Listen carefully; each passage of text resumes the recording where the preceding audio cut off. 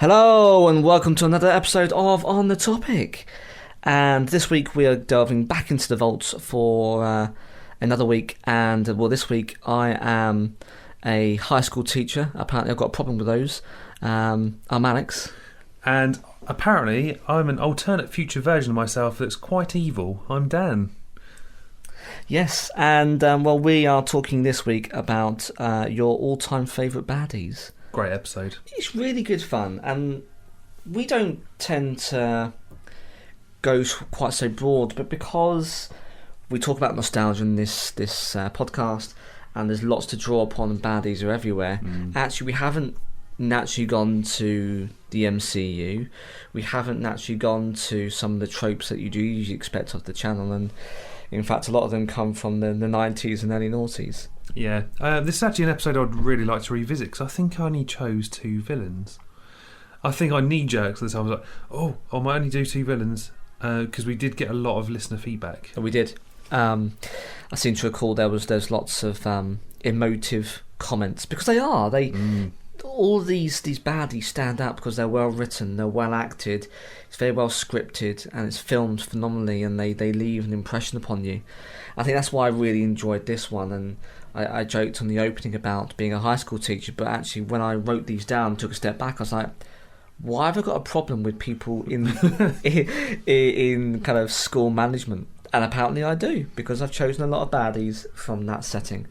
But they are quality baddies, and again, they range from 90s BBC TV all the way through to the Harry Potter franchise and beyond. And I think we had a lot of fun. I mean, in alongside that, we've also, as you mentioned, we've got some sci-fi baddies. We've also got some from the espionage spy world. So yeah, it's a really good one to get your ears round. And if you guys want to hear another one, then let us know. Hit us up, give us some feedback on the socials or on the social media for this week. With any of your recommendations or any of the ones we've missed, and we will feature those in the volume 2. And if you believe some of these villains are misunderstood, then it might be worth checking out our previous episode, Unsung Heroes and Misunderstood Villains. That was a really good episode in the OTT days. Yeah, having a look at perhaps, as you say, some misunderstood villains, and actually they're not all bad. They have a reason. They have a purpose. Not always a good one, but you can kind of understand where they're coming from. Yeah. But no, these ones, they're just straight up bad. Like Dolores Umbridge, I think she appeared. And actually, interesting enough, I was listening to this one today, in readiness for today's episode, and I called her an absolute bitch. Oh, she is. And you said, but that's okay, Alex, to swear, because we don't often swear in this podcast. And if you roll the clock forwards, what was that, 3 years? We sworn quite a lot. We're like sailors. Potty mouths. But that's because we're just comfortable with you, listener, that's all. But it's really interesting. So it's a really good one. I hope you enjoy it. It's all the way back from, I guess, 2019? Yeah, it's been that long. A simpler time, of course. Enjoy it, and again, let us know in the comments or on the social media. But otherwise, here it is.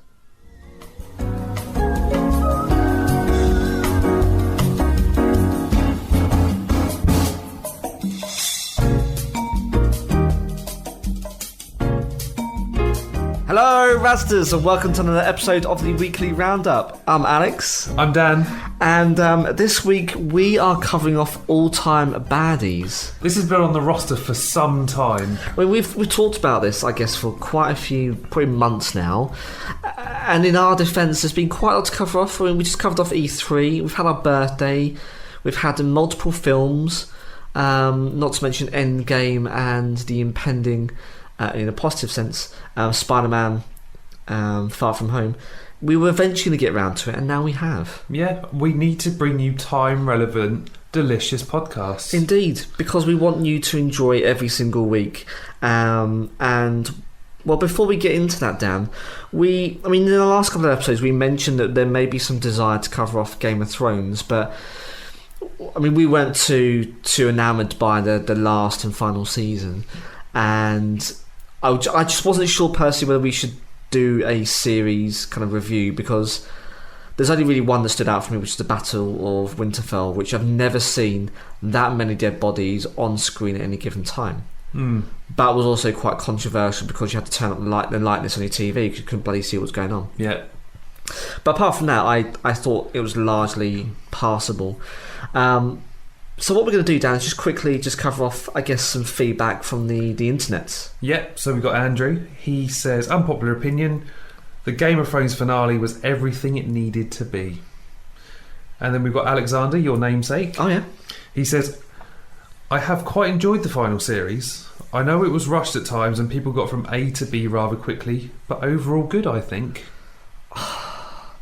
I'm just really not sure, Dan. I mean, we're all, everyone's opinion is fine and sacred here on the weekly roundup. I've always said that, and I'll never shoot anyone down. But what I would say is, you can't expect fully for people to be on board with wrapping it up all in, what was it, 8 episodes or 6? It was only 6. They could have fleshed it out, I think. They had the time, they had the appetite from the audience to bring to a conclusion all of that, 10 years worth of storylines. Is, I don't think they did it justice. I agree some characters found their natural conclusion, but for me, I just can't agree with those two views. But hey, everyone is welcome here on the weekly roundup. So my namesake got involved, Daniel Warren Holland. I'm going to call him Dutch. Anyone still complaining about only 6 episodes of Game of Thrones this season needs to check out the YouTube channel. They have makings ofs for the episodes. Guy's only human. Not sure they could have made any more, to be honest. Level of effort that's gone in, this is unreal. Yeah, and I agree. I mean, bless him, Kit Harington. I mean, he's effectively seeking counselling, I think, for the stress and strains of filming and everything that comes with Game of Thrones. And so, it took a lot of time and effort. I mean, it took 2 years, was it, between series? It was, yeah. There was a 2-year break. Yeah, a lot of time and effort. I think there was even a period of, say, a good couple of months where there was just every night people were filming those battle scenes and they never saw day. So I agree, let's not forget the effort that was put into it. And also let's not forget, George R.R. Martin, the original creator and the novelist of the books, he said, but ultimately, that's where he wanted the characters to end up. So whether you like it or not, that's where it was going to end up anyway. It just happened a lot sooner than you would have read. We did get some negative comments. So Mikey wrote in, he said, at least hire some talented writers.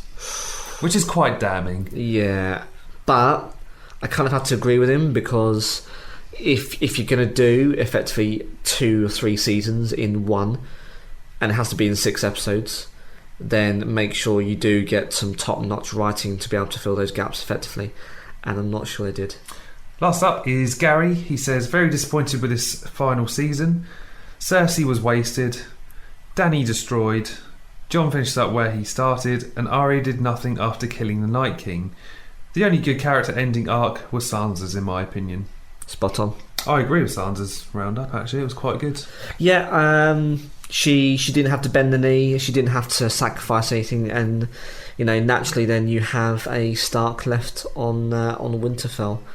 But everyone else get and see. Yeah, totally agree.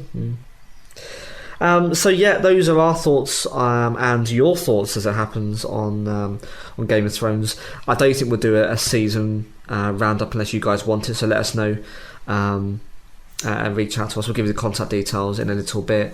But no, otherwise, thank you for getting in contact with us. I think those comments are all fair and valid. Let's get on with the episode, Dan. Yeah, we actually got some feedback for this one as well from some of our fans. We have. I think we'll get there shortly, I guess. We will. And this kind of resonates, I think, with a lot of people, because regardless of kind of what kind of film you're interested in, there's always this role of the baddie. You've got to have your yin to your yang, your bad to your good, and sometimes you just want to root for the bad guy.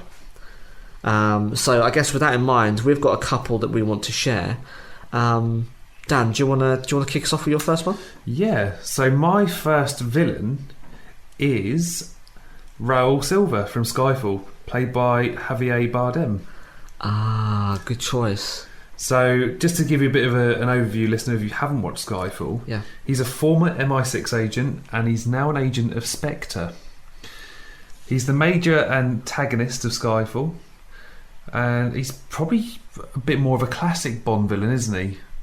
Like, he's sort of more about destruction and revenge rather than, well, I want to take over the world, blah, blah, blah. Yeah, but he does it with class, though, doesn't he? He wears the suits, he's well dressed, he's not, your disgruntled ex-military type character. He's very much kind of the puppeteer. Powerful cyber terrorist, if I recall. Yeah. I mean, you can probably watch Skyfall every week on ITV. It's on repeat, pretty much. He was once an honourable MI6 agent who was betrayed by M when she turned him over to the Chinese during a mission in Hong Kong, where he was actually tortured for 5 months, which you can sort of understand. He's a little bit pissed off. You might get a grudge if your boss dobs you in. So he actually tried to commit suicide by biting into a cyanide capsule, and it left him with a disfigured sunken jaw and some rotten teeth. Yeah, that didn't quite go to plan. Because there's a bit of a gritty scene, isn't there? He pulls something out of his jaw, like a plate, and his face sort of sinks. Is this effectively Dan's pulling at his face as he said that, reliving the horrifying moment? But as if our listeners can see me. Yeah, but due to the power of descriptive explanation, you're living it. But yeah, it's quite a jarring moment. But it just adds to, he lost more than his country. He lost more than his dignity and his freedom. He also lost something physical as well. Yeah. So, I mean, in the film, he ends up destroying the MI6 HQ at Vauxhall, and he kills several agents. Yeah. On Silver's Island, where Bond gets captured, he actually plays on Bond's resentment for M, because at the start of Skyfall, doesn't Bond get shot on a mission? Yeah, I seem to remember he is on top of a train, and he tells his counterpart to... Is it Tessa Thompson who plays? No, it's not. Ooh. It's not. It's another talented actress. And he tells his colleague to pull the trigger, and unfortunately he turns at the wrong time, takes a bullet to the shoulder, and the baddie gets away. Take the shot. I say take the shot. I can't. I'm aiming it, Bond. Take the bloody shot. Yeah. And he decides to take a good, I think it's 6 months out. Everyone thinks he's dead, and he comes back to save the day. And it's quite a nice way to start off a film, if I'm honest. Yeah. Well, so Bond actually sort of refuses to sort of play on that resentment, and he's led outside for a game of William Tell, where he puts is it a glass of whiskey or something on the girl's head? It is, yeah, on And the gun. Bond girl, yeah. And he won't take the shot, and then he takes the shot for him. Just shoots her in the head. Oops, I slipped. He did. And fun fact, actually, Dan, just whilst we talk about that, so this island where this scene takes place actually exists. I mean, perhaps not in all the scene for its glory, but I believe it's off the coastline of Japan, and this was solely built and housed workers for a local, I think it was a manufacturing plant, and sure enough the industry collapsed, and that's why it is a literal ghost city, because the workers no longer live there. They gained obviously special access to it, but I think you can visit it. An interesting bit of history there, but it's fantastic that they're actually using real life kind of ghost cities in films, and this one's a real one from Japan. Okay. Well, Bond uses a distress call when he calls in reinforcements to capture Silver, but it was Silver's intention to be captured in order to get to M, and he escapes when a virus from his laptop infects the MI6 HQ. Oh yes. The virus opens up all electronically locked doors, and he storms into a public hearing as M is giving her a testimony. Gets all shooty bang bang. Yeah, this is going to be a thing now, isn't it, for our episodes? I like it. Shooty bang Hashtag bang. shooty bang bang. I'm going to start using that on Twitter when I'm posting. That's going to happen. It's a thing. Yeah, it is now. Shooty bang bang. Fantasy. I mean, he fails to kill M, and Bond and M escape, and they go to Scotland where they await for Silver to attack. And this is a great moment where he's coming in the helicopter. Am I right in thinking he's got some sort of music blaring out? Yeah, I think he's playing classical music out the speakers. It's a Russian attack helicopter has been modified, and yeah, it's effectively a siege of Bond against this helicopter. And loads of bullets, if I recall. And missiles, and his beloved Aston Martin DB5 gets blown up as well as his house. Mortally wounds M as well. Yeah, she snuffs it. She's brown bread. She's brown bread. But it was a nice kind of swan song to Judi Dench, who played that character for a good 10-15 years, and she's been phenomenal. So yeah, it had to come to an end. But what a way to go.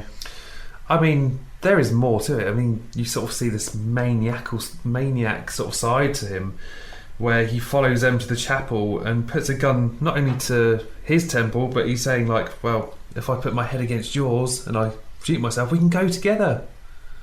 That's how much of a maniac he is. It's very nice of him, really, isn't it? Well, yeah. I mean, let's go together. I mean, he's that insane. He meets his fate when Bond throws a knife into his back. He does. What a way to go. So just a sort of little bit about his character, I guess. He's agitated and deranged, as you can imagine. He says he's been let down by his country. Yep. And the theory is he has a borderline personality disorder. So he's intense. He has an intense fear of abandonment, emotional extremes, and is unstable. So he struggles to sort of identify with himself. All the best people do, Dan. But he shows sociopathic behaviour, very laid back to dangerous, sadistic situations, and lacks compassion towards even his allies. So perhaps not someone you want to go down to the pub with a pipe for. No. He's a bit of a strange character as well. He's sort of very camp. And I will try and find a soundbite for us to drop in of him being a bit camp to Bond, because I'm pretty sure he sort of tries to come onto him a little bit at some stage. I think there is some kind of sexual reference when they first meet in the abandoned city. It's not really expanded upon, but I think, yeah, there's definitely kind of sexual tension that's inferred. See what she's done to you. Well, she never tied me to a chair. Her loss. Are you sure this is about M? It's about her. And you and me. But that's my first one. I think he's a good character, and I think for those reasons, it's a good solid start. And yeah, what was the baddie's name again? Raoul Silver. Raoul Silver. Very good. I'm going to suggest, though, Dan, we rewind back in cinematic history to a simpler time. Okay. But not too far back. Harry Potter. Yep. Which I absolutely love and adore. The books and the films I think are great. And to the Order of the Phoenix. So in this particular film, we see Harry back at Hogwarts. I think the majority of the film actually takes place in Hogwarts.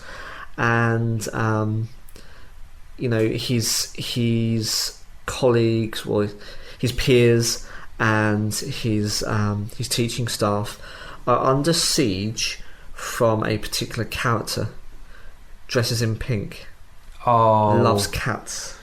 Oh no! My first all-time baddie has got to be Madam Undersecretary Professor Dolores Jane Umbridge. Thank you, Headmaster, for those kind words of welcome. And how lovely to see all your bright, happy faces smiling up at me. I'm sure we're all going to be very good friends. That's likely. Great shout. This particular character is Half-Blood Witch and a Ministry of Magic bureaucrat who served as a senior undersecretary to the Minister of Magic under Ministers Cornelius Fudge, Rufus Scrimgeour and Pius de Knese, in case you know your Harry Potter. In 1995, by order of the Ministry, she was installed as Defence Against the Dark Arts Professor at Hogwarts School of Witchcraft and Wizardry. and then later Hogwarts High Inquisitor and Headmistress of Hogwarts School of Witchcraft and Wizardry, after Professor Albus Dumbledore had been fired.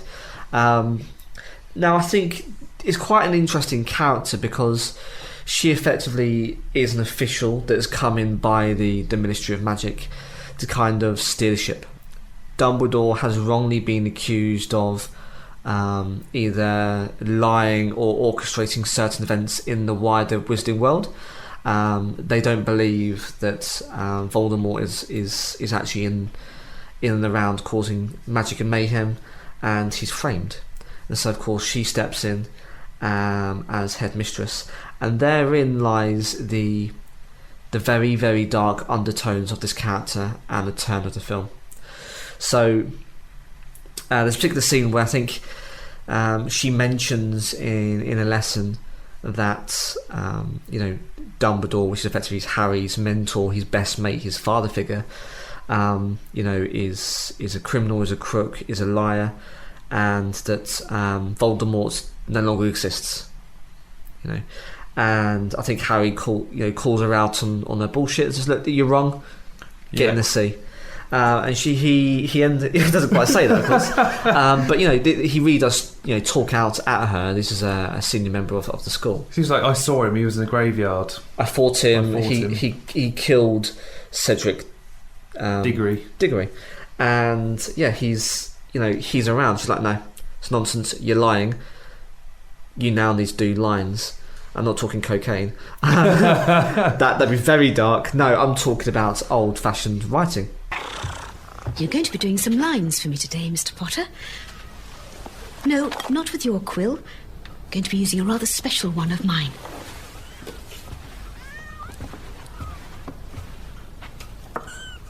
Now, I want you to write, "I must not tell lies." How many times? Well, let's say for as long as it takes for the message to sink in. But as he writes, it's etching into the back of his hand, and it's quite raw, and it's bleeding, and it's really quite a violent, kind of dark scene. But it just goes to show just how far she's willing. She's willing to use these dark arts against children, which are innocent. They need protection. She's supposed to be a guardian, the custodian of their safety, and actually she's putting them at risk. Isn't there a scene as well? I mean, I know we get one with just Harry doing the writing, but there's like a whole detention where there's loads of kids doing it. Yeah, effectively she has them all behind. I think it's before they're taking their owls, their exams, and they're all scribbling away, and they're causing harm to their hands, and it's a very dark scene. But that's not all she does. She actually drugs a fellow student. Oh, I remember this. Harry's love interest Cho. So whilst they're trying to get ready to build this Order the Phoenix, this group who will eventually fight the dark forces of Voldemort, she drugs this poor young girl to give the location of this room that always changes. And that's how they managed to get hold of them training in secret. And she uses a vial of Veritas or Truth Serum. So she's willing to cause harm to students' hands through dark magic. She's also willing to drug them, which is pretty dark stuff. But if that's all enough, she, over the course of probably the middle part of the film to the final third act, introduces a inquisitorial squad made up of Slytherins, and effectively this harkens back to, say, like the SS of Nazi Germany. You are getting youth to do the bidding of an establishment of a dark order and leadership, and there are some synergies with that character and with that group. And then finally, she also introduced a number of edicts which look to eradicate social behaviour. So it gets all very silly towards the end of the film, and you got Filch. That's it, Filch. And he's tapping away all these various different edicts on the wall, and he can't find space because there's so many rules. And you're not allowed to be sociable, you're not allowed to spend time out of hours out of school. Effectively, she brings the school in lockdown. And at the very end, of course, she gets her comeuppance. The Weasley twins those cause mischievous twins absolute mayhem with their new gadgets and gizmos from their future shop that they'll open as they're taking their OWL exams. And she's dethroned at the very end. The Ministry of Magic, of course, come to her senses. She's removed, and I think she ends up going back to the Ministry of Magic. So she's still got a job.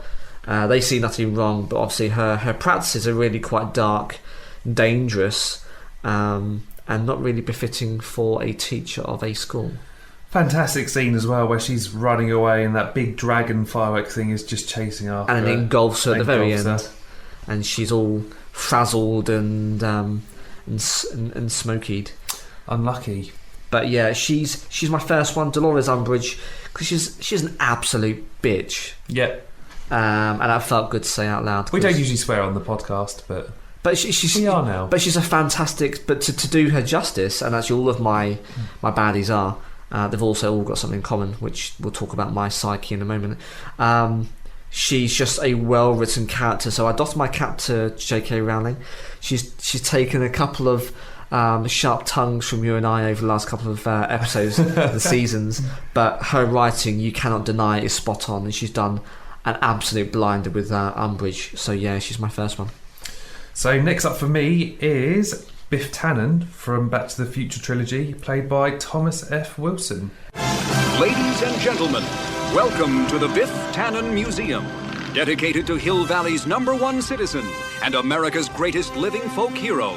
Yes, now I only know him from, I think, the second outing, because I had quite patchy... I have a patchy kind of relationship with Back to the Future in the order that I've seen it, because I think I went to my cousins once and they showed me like the third one. Oh, okay. Which is rubbish. I think it's the Wild West, isn't it? Yeah, that's it. And then I went back to saw the first one and then I saw the second one, so it's all out of order and I didn't really know what was going on. But I know who you're talking about, and I think he's a good choice. He's a bit of a bully, so he's power hungry, and he's the reoccurring antagonist in this classic trilogy. So in the original timeline, so we're going to the very first film, he started bullying George McFly and he just never stopped. And over 30 years, he and George end up working together for some company where Biff becomes George's supervisor. And due to George doing all the work for Biff continues to make his way up the chain, I guess, to be where he is now. And he also continues his crush for Lorraine, although George and Lorraine still end up married. So the joke's on him still. Yeah. So we do still see different iterations of Biff, which is quite cool. So there is a revised timeline where Marty accidentally travels back to 1955 and he manages to get on the wrong side of Biff. Marty also indirectly becomes responsible for Biff crashing his car into the manure truck, which leads to Biff finding Marty and Lorraine on a night of the school dance. Yes, which ends up becoming quite a pivotal time for Marty, and he has to right some wrongs. Yeah. So Biff actually sort of traps Marty in the boot of another car with his gang, and he tries to have his way with Lorraine, and George comes along where he thought he'd be rescuing Lorraine from Marty, but instead he has to go up against big bully Biff, where he's, it's not a nice scene. He's essentially trying to rape Lorraine, but George punches him, and that's where he stops bullying him. Yay for George. Yay for George. So George is more confident, and Biff is no longer victimising him or picking on him, and it ends up a sort of role reversal. So he ends up working for George. All right. Now we go all the way to 2015. So at this point he's like 78. He's still cleaning cars, and he remembers the DeLorean flying off in 1985. So when he sees it again, he uses it to go back with I think it's like an almanac with all the winning teams. Yeah, so he can put bets on to win races and things. Yeah, so he goes back in time to 1955, where he gives his younger self the almanac, goes back to 2015 where he ultimately snuffs it, or I guess he does snuff it, but he fades from existence because I guess you've created another timeline. Now we're talking time travel, and things can get a little bit confusing, but yeah, you can't have, in certain respects, two of the same people running around. And because of that, when Marty goes back to 1985 from this future timeline, he's now entered another timeline where Biff he's rich, he's powerful, and he's spending all his money on women and cars. So he's started up a toxic waste company called Biffco, becoming one of America's richest and most powerful men in America. He builds a 27-story casino in Hill Valley and names it Biff Tannen's Pleasure Paradise Casino and Hotel. Catchy. Try saying that 3 times over as quick as you can. What, and then Biff will appear in the mirror. That would really be horrific. That would be disturbing, wouldn't it? Interesting as well, so this wasn't really mentioned in the film, but apparently he helped Richard Nixon remain president of the US until 1983. So he actually has an effect on history and the entire world. Just this one character. Just this one character.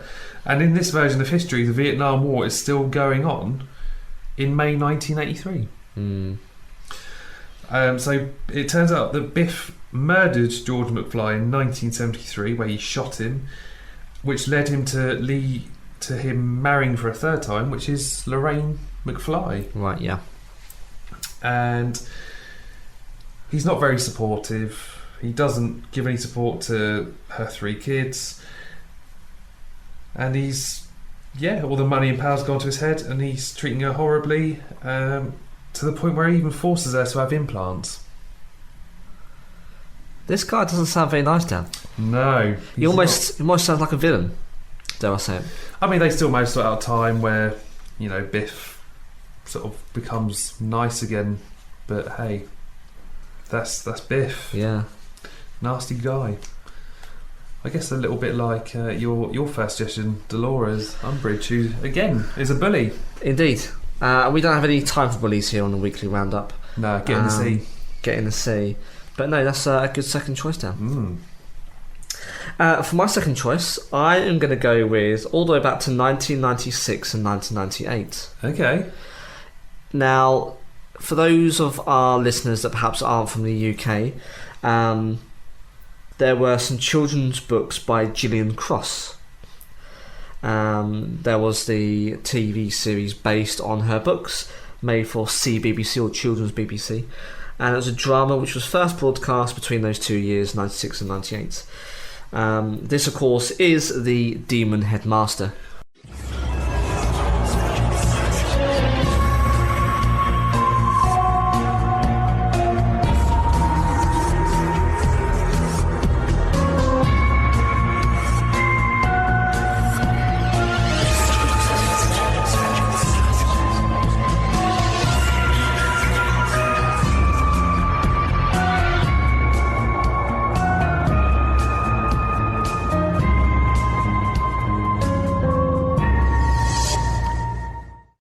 Remember The Demon Headmaster. I didn't watch it all the time, but this does draw back on my childhood a little bit. Played by Terence Hardiman. So if you Google The Demon Headmaster, BBC, and Terence Hardiman, you'll be met with a face, I think, with green glowing eyes. He's got quite the stare. And for me, this sticks in my psyche because I was growing up, and I found this quite harrowing as an innocent child, but also because it's really such a fantastic concept. As I've gotten older, actually I can see synergies with more popular films that I enjoy. But to give you a bit of background, so the school location scenes in the first series, because there were 3, were filmed at Hatch End High School in Hatch End, Harrow, London, northwest London, and then the Royal Masonic School for Girls in Rickmansworth, Hertfordshire. Now the synopsis for the first book is that Adina Glass moves in with the Hunter family and starts going to the same school as her foster brothers Lloyd and Harvey. It's not easy, as they seem to hate her, which isn't great, and school is really strange. Pupils suddenly talk like robots and do weird things, and even Dina finds herself acting oddly. She's sure the headmaster has some kind of power over them, and she's determined to find out more. But the demon headmaster is equally determined to stop her. That's the first season. Yeah. First one. She eventually comes to understand. She does some investigation. She loses track of time or finds herself doing some strange things. Comes to her senses, and ends up, I think, bringing to light through the board of governors this demonic headmaster, and I think he's unseated as a head of the school, and he escapes. But she saves the day. She is a star pupil, and I think her family love her again, and the rest of her fellow pupils. But that's not the end of it, Dan. Okay, so there's more. And the one that I really enjoyed was the second season. I think it only takes place a couple of years later, because the BBC knew they wanted a good thing. And there's a new computer game out at school, Dan. Yep. Not sure if you heard this one. It's called Octopus Dare. And apparently everyone was playing it back in 1998. But only Dina is any good at it, which is strange. Soon all she can think about is the game. She wins a place at a grand final, and she's obviously delighted. But there's something strange about all of it that scares Dina, so her friends come with her to the final. Before long they find themselves in trouble, as the computer director turns out to be their old enemy, the demon headmaster. Of course. And he's behind it, so he's lured her in, and he's back to his old tricks about entrancing pupils, making them do strange things.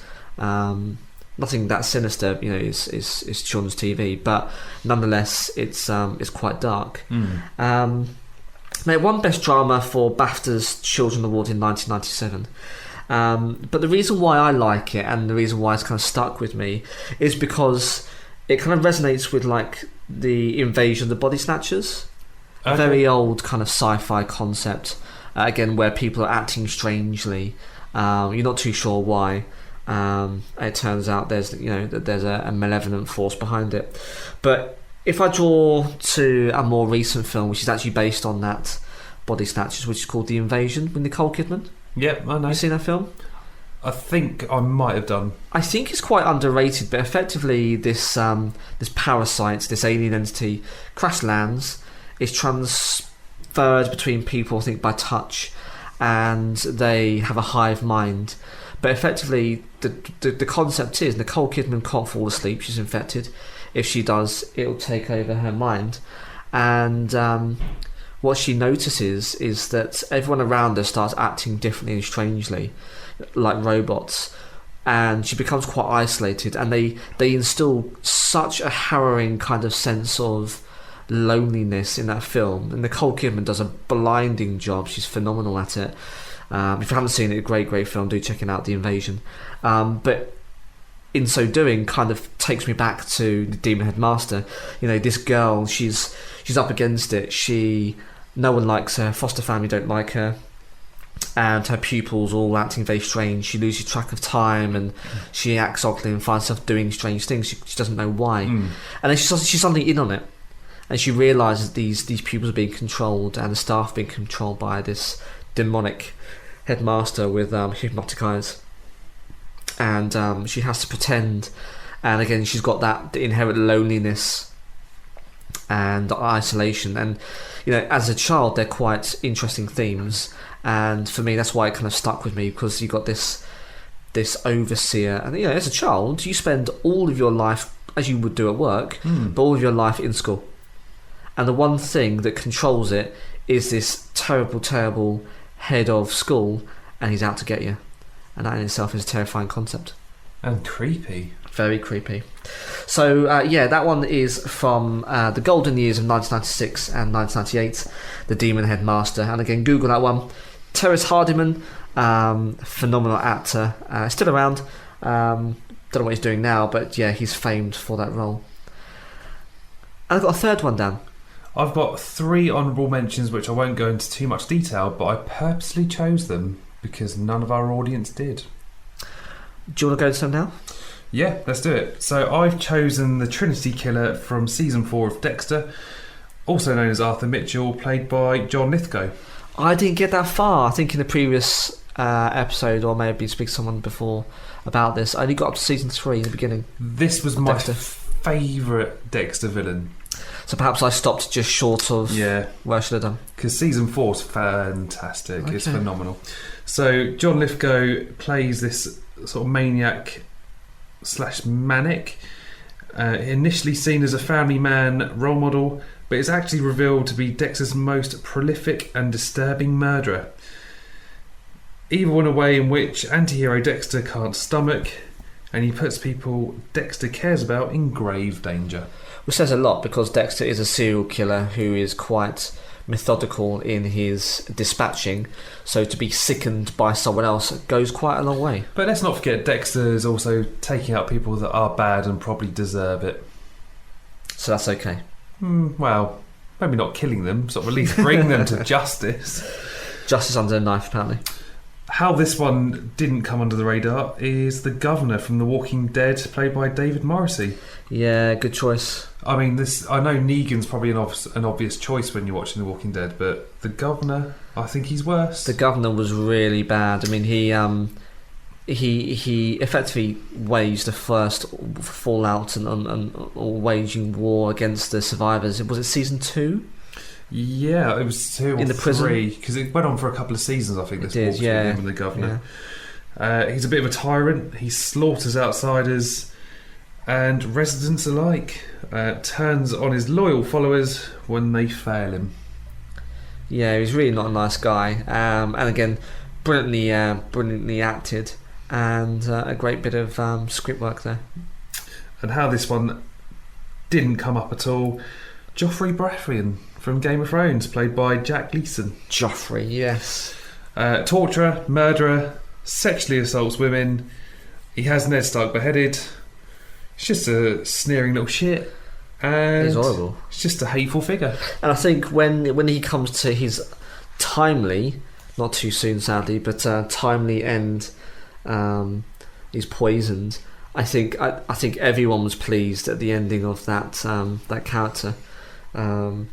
It hadn't come soon enough, but that just goes to show again how well written he was and well acted, because everyone hated him, and you could almost feel the evil through the TV screen. Such a fantastic character, but for all the wrong reasons. Yeah, definitely. So who's your last one?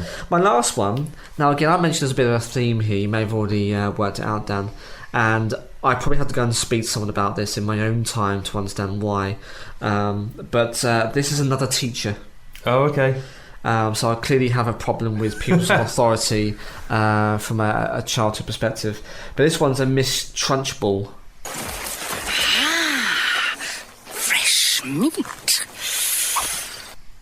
Played by Pam Ferris. Matilda? Matilda, indeed. I remember seeing this at the cinema, and I want to go back as far as 1995? 96. 96. See, I'm close. Near enough. Yeah, so Miss Agatha Trunchbull, also known as Miss Trunchbull, or simply The Trunchbull, is a fictional headmistress of Cruncham Hall Primary School, or Cruncham Hall Elementary School, as it's one of the main antagonists in Roald Dahl's 1988 novel Matilda, and of course 96 film. Apparently in the book she's said to look more like an eccentric and rather bloodthirsty follower of the Staghounds than the mistress of a nice school for children. In a 1996 film she dresses in a black trench coat and draws similarities to say like the Nazis. She's very kind of dictatorial. One thing that sticks in my mind as well is her hair is sort of really slicked back into that bun. Yeah, that's also known as a Croydon facelift for those from the UK. But yeah, it's very tight, quite a tall statue of a woman with broad shoulders. She's also depicted as being a gigantic holy terror. Imagine being called a gigantic holy terror. I'm not sure if it's a good or bad thing. A fierce tyrannical monster who frightened the life out of pupils and teachers alike.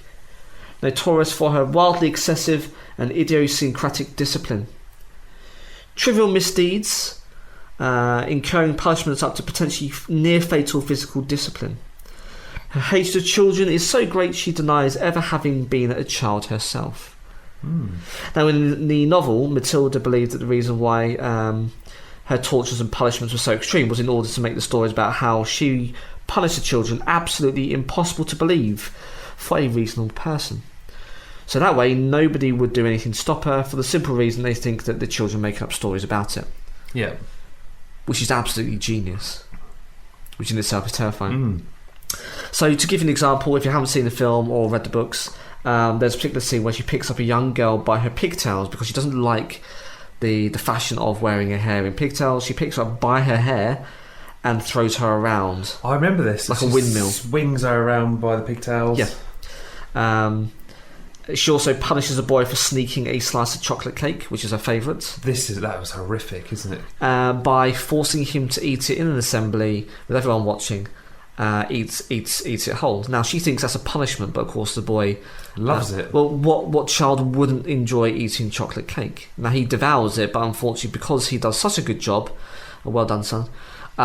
She punishes the whole school, and they have to write for 5 hours. Apparently, it'll take me longer, so there must be fast writing. 5 hours in copying a dictionary.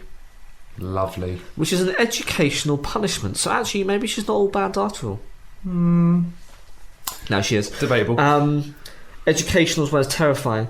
Now, in the book, she holds up a boy by his long hair because it's too long.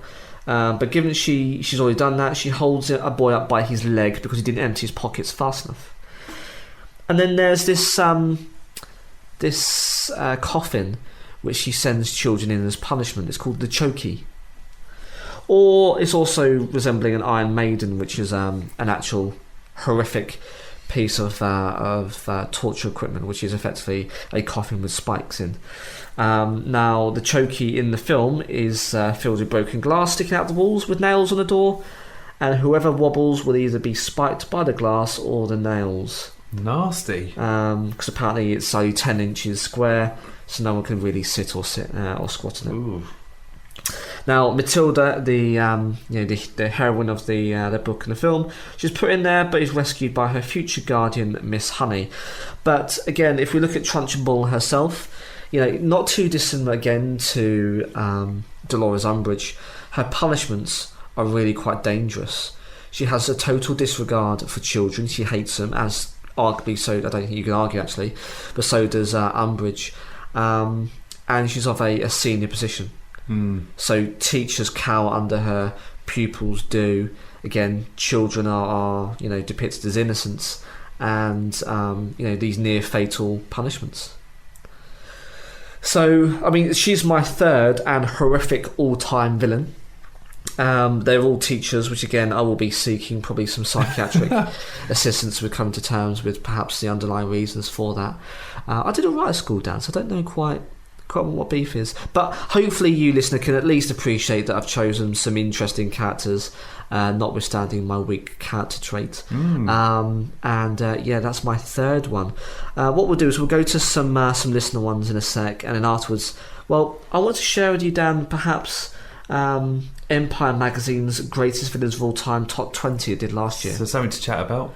But beforehand, we put this out on social media, and we got some really good responses, didn't we? We did. So first up is my dad, or also known as Dave. Thanks, Dad. Thanks, Dave. Dr. Evil from Austin Powers. Here's the plan. We get the warhead and we hold the world ransom for $1 million. Yes. Mike Myers. Bit of a comedy take on Blofeld from James Bond. Yeah, Dr. No. Always remember him stroking his bald cat, Mini-Me, his little henchman around the table. Stroking Mini-Me? Oh no, it wasn't stroking Mini-Me, no. That's a different kind of film you've just watched there, Dan. Oh god, this is taking a really bad turn. This is a really dark turn. But no, you're right, yeah. He had Mini-Me, he created Mini-Me. Also, Seth Green played his son, who ends up becoming a chip of the old block in latter films. Rob Lowe was one of his henchmen, I believe. Number one or number two? Probably number two. Can't really remember, given the immature references. Sharks with lasers on their heads. Yes. Volcanic lair. This is very piss-takey Bond stuff, and I love Austin Powers, especially the first one.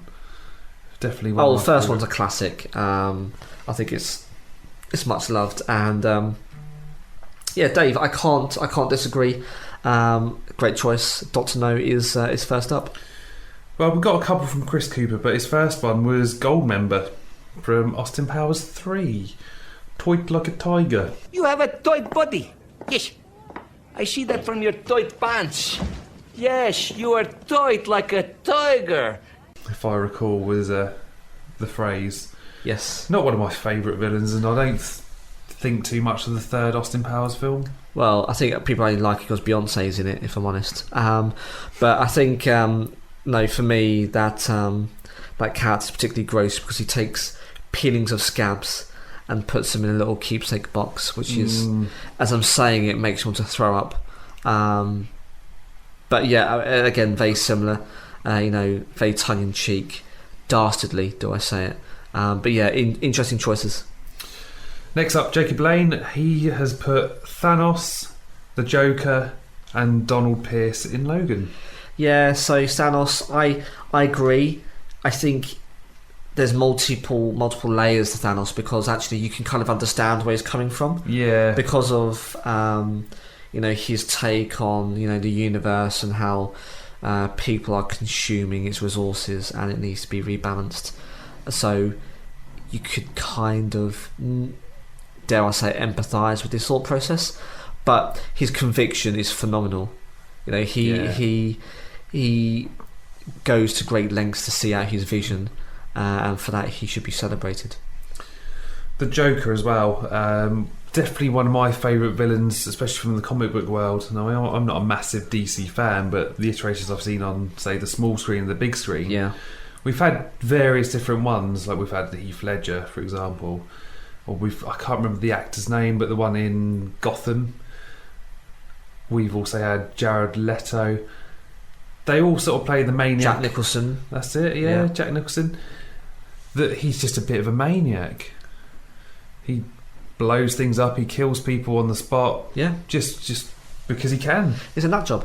And, regardless of who or which depiction you think is most accurate or not, I don't think you can deny that either Nicholson or Ledger's depiction of that character is probably closest to the comics, and quite jarring because you're right, Dan. They will literally do anything at any given stage, and it's quite it's not calculated. It's quite chaotic. And if you look at the opening scenes with Heath Ledger, where the disappearing pencil, that's no one sees that coming, and again, it's quite a shock and awe moment. And I guess for that chaotic nature, he's so random. I think I agree. He's probably one of the best baddies of all time. Of course, he outwits, the Caped Crusader, the most famous and intelligent of detectives of all time. Mm-hmm. And if he's come up against him, then he must be fit for this episode. Definitely. Next up is Michael. He's put in a few. Again, we've got Thanos, Darth Vader. Yep. We've got Darkseid from the DC Comics, Emperor Ming the Merciless, Mephisto, Magneto, Loki, and Maleficent. So quite Marvel orientated in the main there. Can't disagree. They're all quite dangerous at their given time, depending on how you read. See, I look at Magneto and I think he's probably more of an anti-hero, but I recall back to a time in the comics, it was sort of the mid-90s, where he ripped out the adamantium from Wolverine's body, which was quite a harrowing moment for me in my youthful years. I was like, oh my god, he's just done my favourite superhero in. Well, look at House of M.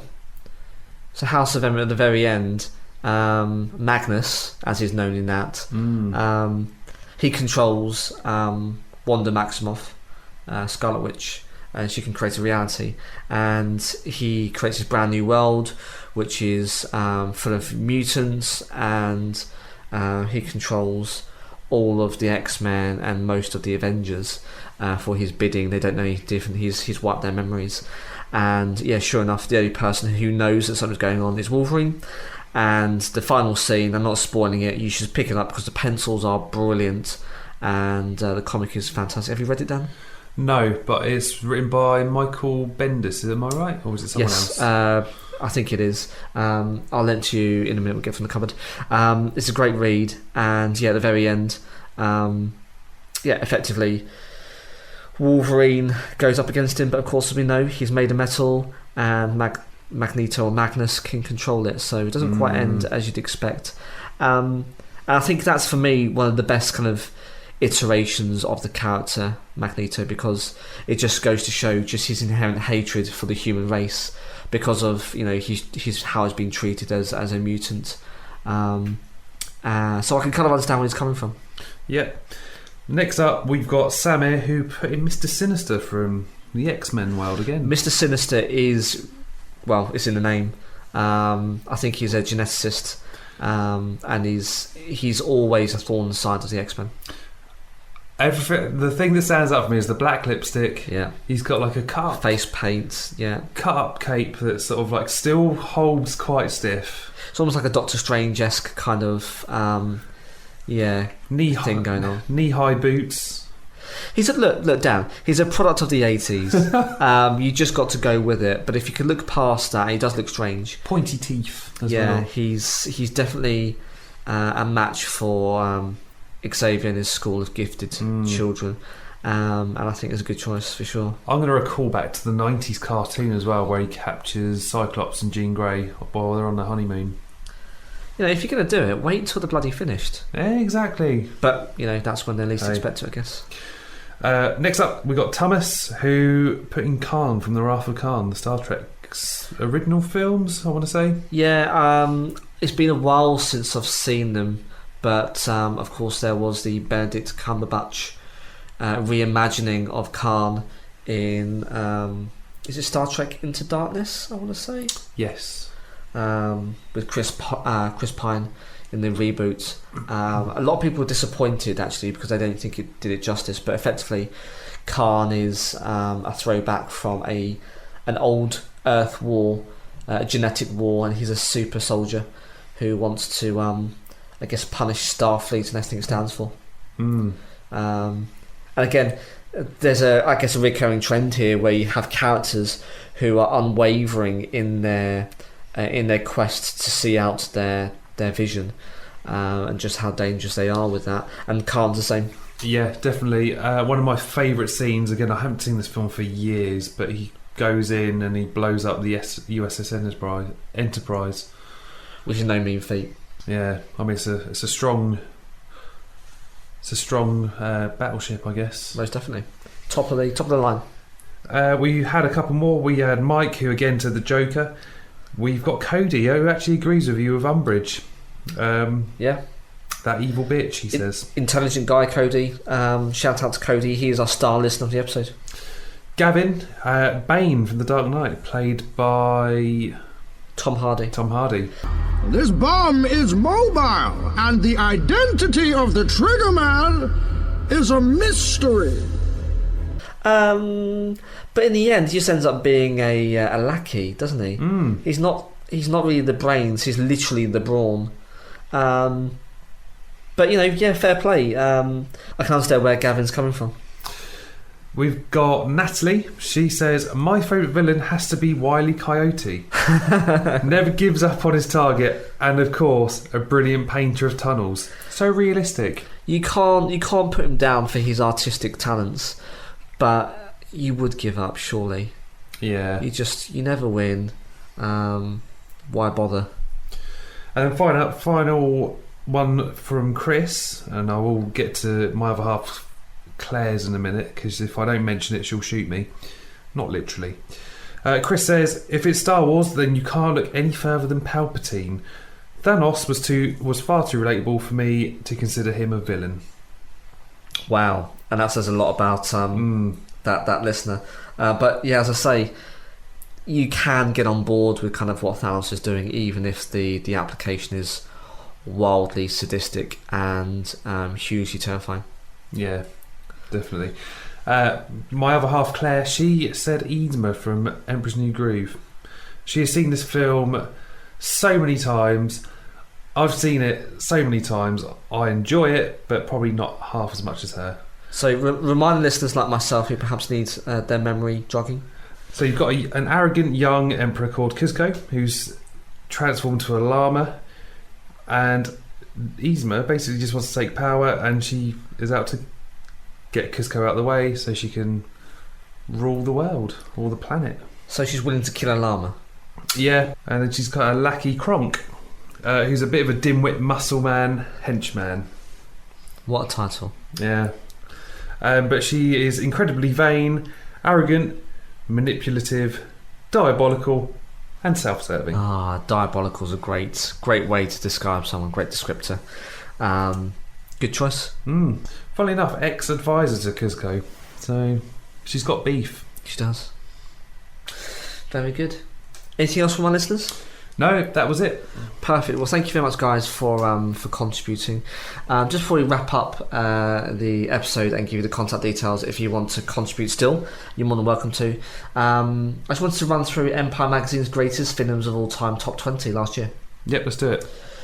In number 20, Michael Myers from Halloween. Horror film. Murderer. Makes sense. Number 19, the T-1000 from Terminator 2 Judgment Day. Great villain. Played by Robert Patrick, who's a fantastic actor.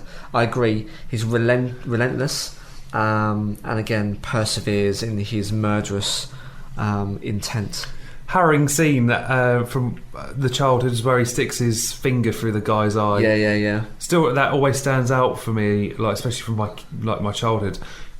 Scared the daylights out of me, that did. Nothing like a poke in the eye to jar you. Next up, Freddy Krueger. Again, invades people's dreams, is a killer.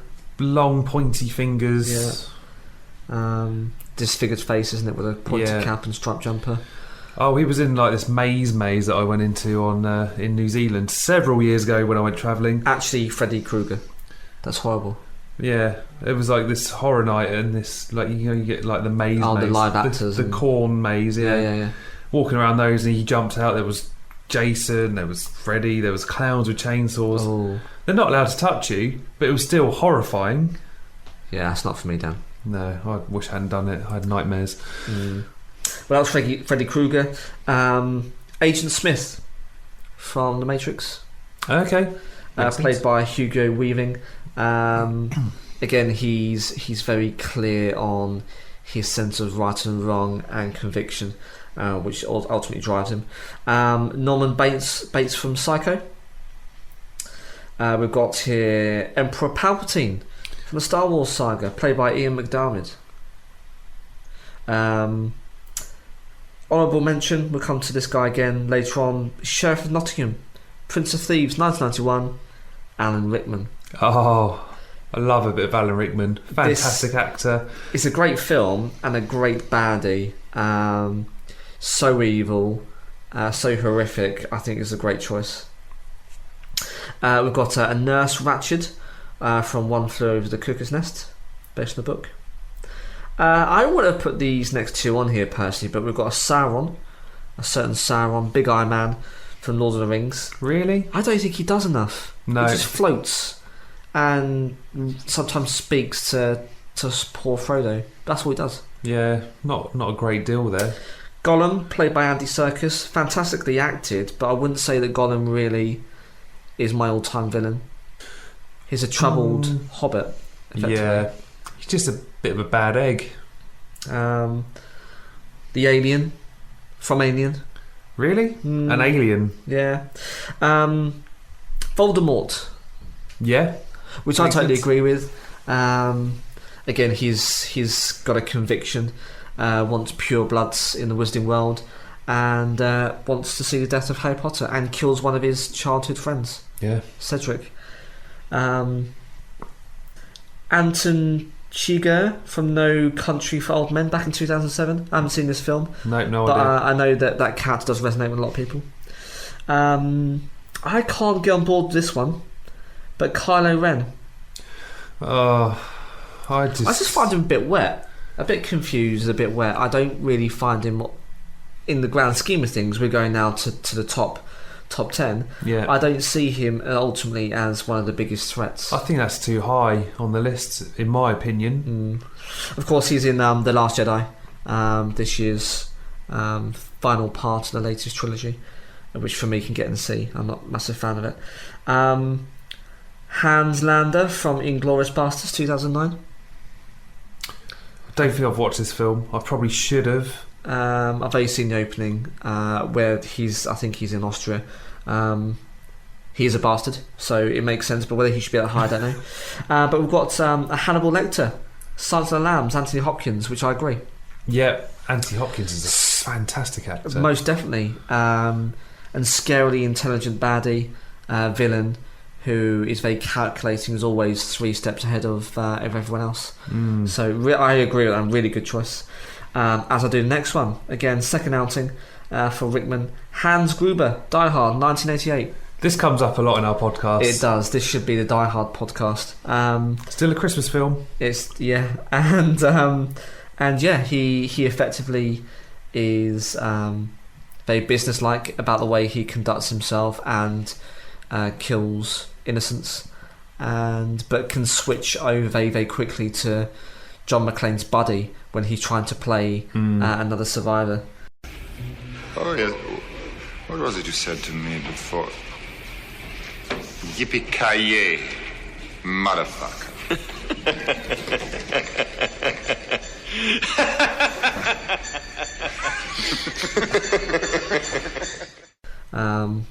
Fantastically acted and great choice. Loki, Tom Hiddleston. So if we're talking about the films, I think you there's a fine line between him being a hero and a villain. I know, so like in Thor and the Avengers, he's a bit of a bad egg, but then there's the theory that the Tesseract is influencing him and how he's sort of going about his day and being a bit of a bad guy. But actually, later on, he becomes a good guy. Yeah, we do see that as we get to Thor and Ragnarok, and very briefly at Infinity War. He's just a bit of a mischief. Well, he's the god of mischief. Yeah, I wouldn't say he's a villain per se, but I mean, he is the villain. Or the main villain, shall I say, in Avengers, and he plays quite a good one. Yeah, he demands people's attention and their respect, and he believes in his cause. So I kind of get it. We will talk about these guys, but specifically the roles of Joker. Nicholson, Hamill, Ledger, amongst some of them. And then that was number 2. Number 1, it says here, Darth Vader, Star Wars, David Prowse. Can't disagree, actually. At the opening scene of A New Hope, and he just walks in with his black cape and the smoke.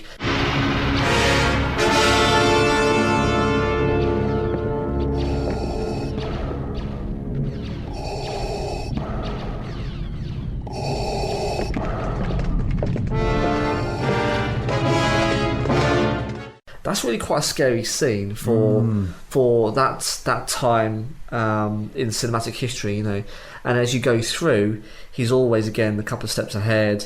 Is it The Empire Strikes Back? It must be, and he captures the heroes on Cloud City, in Bespin, and of course then finds some kind of redemption at the end of Return of the Jedi. But he's ultimately a pretty bad guy. In recent films as well, I want to say Rogue One. Yeah.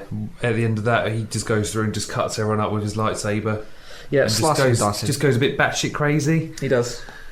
Wonderful scene. It was probably the only real highlight for me from that film. Yeah, agreed. I'm not a massive fan of these bookend type films, but anyway, that's Darth Vader number 1. This is Empire magazine. But for me, I mean, the special mention, of course, to late Alan Rickman. Hans Gruber, Sheriff of Nottingham, and Severus Snape. Phenomenal. All really very great depictions of characters. They're very intelligent, cold, cutting, and for me, I think that actor and the characters that he plays are absolutely phenomenal. Will go down in history as some of the best villains ever. So yeah, honourable mention to Alan Rickman there, one of my favourites. But yeah, that's That's it, Dan. That is it. We finally got round to it. We recorded our baddies. It's finally happened. So before I decide to go and go to my local Yellow Pages and try and find a psychiatrist to understand my beef with leaders in education, how can our listeners get in contact with us if they want to, I guess, get in contact to let us know if they've got a particular villain or if they disagree with some of ours? We are on Facebook on The Weekly Roundup with Alex and Dan. Oh, yes. We are on Twitter at hello_TWRAD. We are on Instagram at hello.twrad. You can send us an email on hello.twrad@gmail.com, or there is Anchor. So you don't actually need to download Anchor anymore. Not anymore.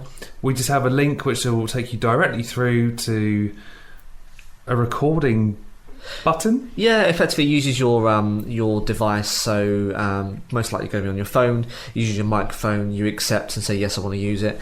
And yeah, you can leave us a voice message very easily and literally be part of the show, as we've had some listeners in the past. We're going to put something out on social media as well for a future episode. We want your pop culture conspiracy theories. We do, yeah. So what are some of those strange stories you've heard out there? You know, the internet is rife with nut jobs and crazies, but there might be some truth in some things they say. So yeah, get in contact, let us know what are some of those conspiracy theories that perhaps might have legs, and what are some of those that are just so outlandish, no possible way that they could be real. Well, we were in the car the other day looking at some of them, and some of them are just ridiculous. And then others, you look, you go, oh, that kind of makes sense. Yeah. So yeah, we'll put a post out. Get in contact. Let us know some of your favourites or some that you think perhaps are real. We'll be interested to hear from you. That's it for us. I've been Dan. I've been Alex. And we'll see you next time.